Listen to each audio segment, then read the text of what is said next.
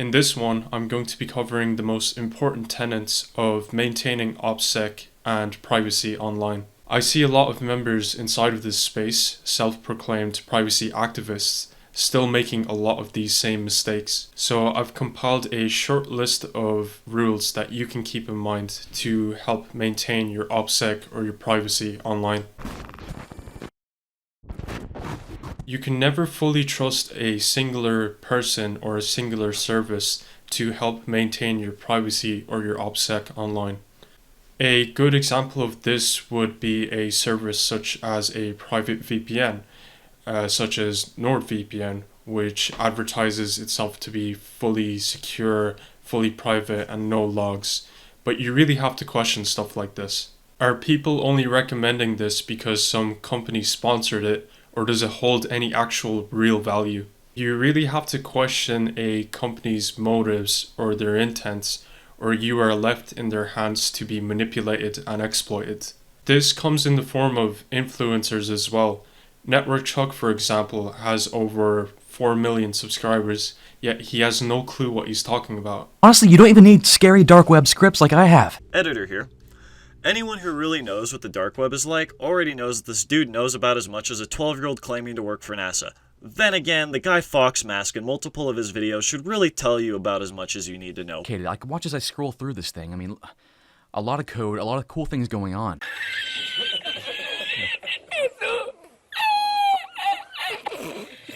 You don't have to go there.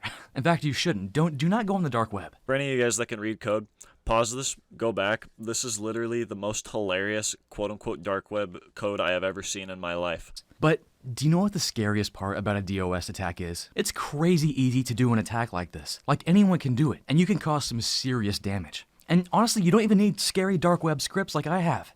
You don't have to go there. In fact, you shouldn't. Do not go on the dark web. Now, one of the tools you can download and use right now is the low orbit ion cannon. And this thing's crazy easy to use. He claims he got the tool or the script low orbit ion cannon from the dark web when he just grabbed it off Google on SourceForge. It's literally just this. And listen, no hate towards Network Chuck. I'm sure he's a great guy behind that anonymous Guy Fawkes mask. But he is spreading false information when it comes to things like, oh, you can only get this stuff off of the dark web. When in reality, he's kind of leaning more towards the marketing side of things. And I get that you have to kind of make it palatable to people. So I understand his approach, but blatantly saying false info like, oh, you can only get this from the dark web, like, it's just utter nonsense. And you really have to question people like this, because they're the ones that get the most amount of views and subscribers. And the more views and subscribers that they have, then the more likely you are to think like, oh yeah, this guy's right. He must be onto something, because so many people are saying the exact same thing. Taking people's word at face value is something you have to train yourself out of doing. A person's word means nothing, absolutely nothing in this day and age. People will say whatever they want to say to you in order to manipulate you into getting to do something that you probably don't want to do. Language is like a spell. Even to spell a word is to cast a spell in a way. Different words evoke different meanings, and different meanings evoke different feelings. So you have to keep in mind that people are intentionally trying to take advantage of this and manipulate you using this terminology or this theory.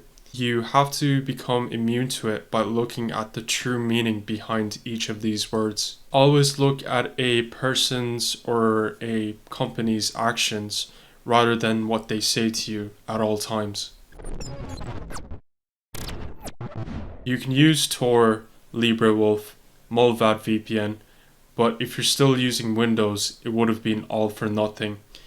Now, if your goal was just to have anonymous browsing, then sure, that might have been good. But if your goal was just overall security in general, then nah, not really. You have to make sure everything is refined to the teeth. The smallest mistake could have left you compromised, and you wouldn't have known what has hit you.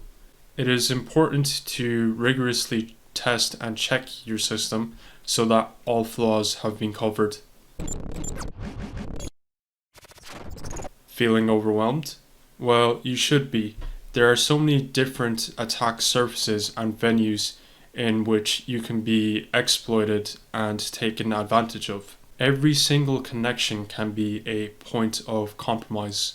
It is important to reduce your digital footprint as much as you can by using as little services as you can.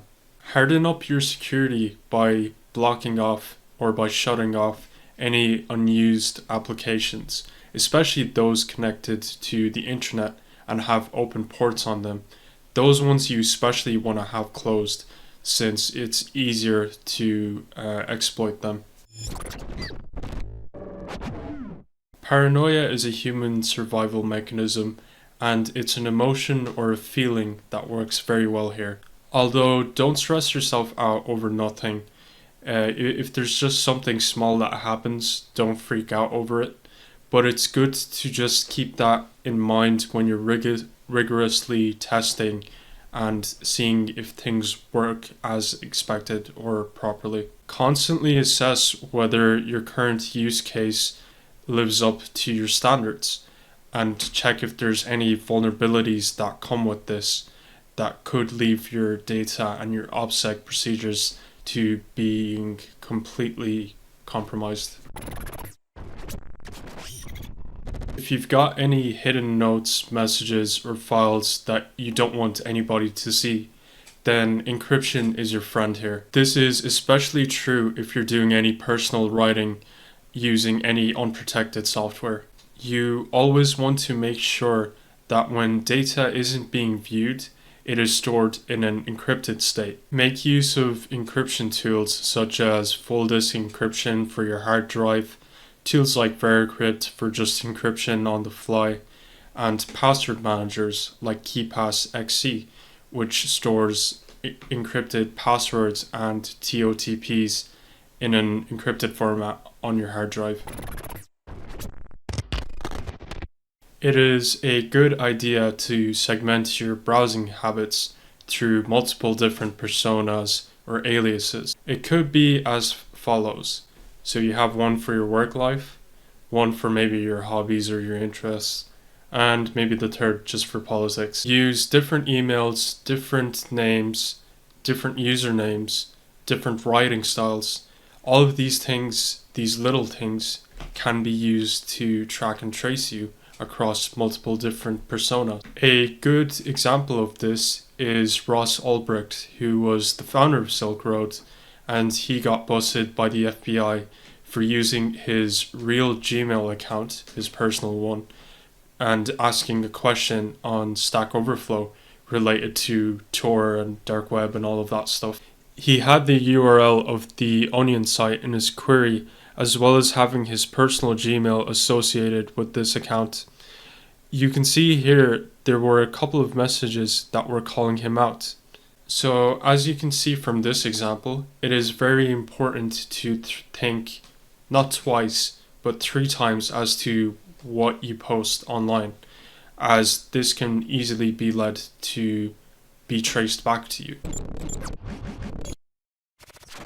Different goals require different procedures and different steps. You wouldn't need government level protection against surveillance through the use of Tor and Tails if your goal was just simply to stop big tech from harvesting all of your data. You would simply use appropriate tools designed to protect against that threat, such as using a browser like LibreWolf or ad blockers like uBlock Origin or Ad Nauseam. It doesn't really make sense to use Tor as a normal, standard, everyday browser, because that just wouldn't be practical. A VPN does a better job at this since it has higher speeds than Tor, and you don't need that much obfuscation to protect yourself against big tech.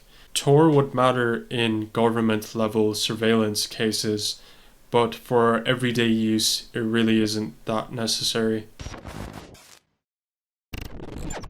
Sometimes the only weapon you have in your arsenal is obfuscation. I mentioned that in my previous video, which you can check out on my channel.